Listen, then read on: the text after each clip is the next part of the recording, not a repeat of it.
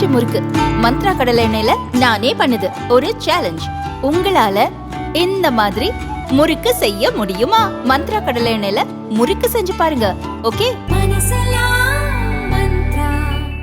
2023 October 7 இஸ்ரேலில் நோவா இசை திருவிழா நடைபெற்ற போது திடீரென்று ஹமாஸ் அமைப்பினர் இஸ்ரேலுக்குள் நுழைந்து அதிரடி தாக்குதல் நடத்தி அதிர்ச்சியை அளித்தனர். அந்த தாக்குதலில் 1200 இஸ்ரேலியர்கள் உயிரிழந்ததாக கூறப்படுகிறது. மேலும் 250க்கும் மேற்பட்டோர் பிணை கைதிகளாக பிடித்துச் செல்லப்பட்டனர்.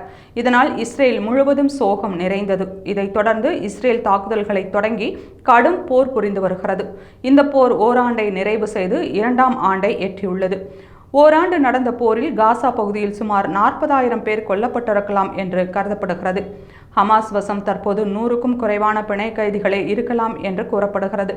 அவர்களை விரைவில் மீட்க வேண்டும் என்று இஸ்ரேலின் பொதுமக்கள் அவ்வப்போது ஆர்ப்பாட்டம் பேரணி நடத்தி வருகின்றனர்.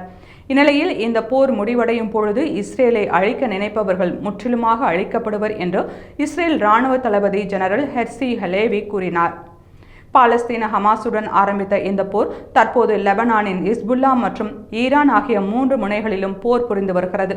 இந்த தாக்குதலின் ஓராண்டு நிறைவை ஒட்டி இஸ்ரேலில் நேற்று பல பகுதிகளில் இரங்கல் கூட்டங்கள், அமைதி ஊர்வலங்கள், பிரார்த்தனைகள் நடைபெற்றது.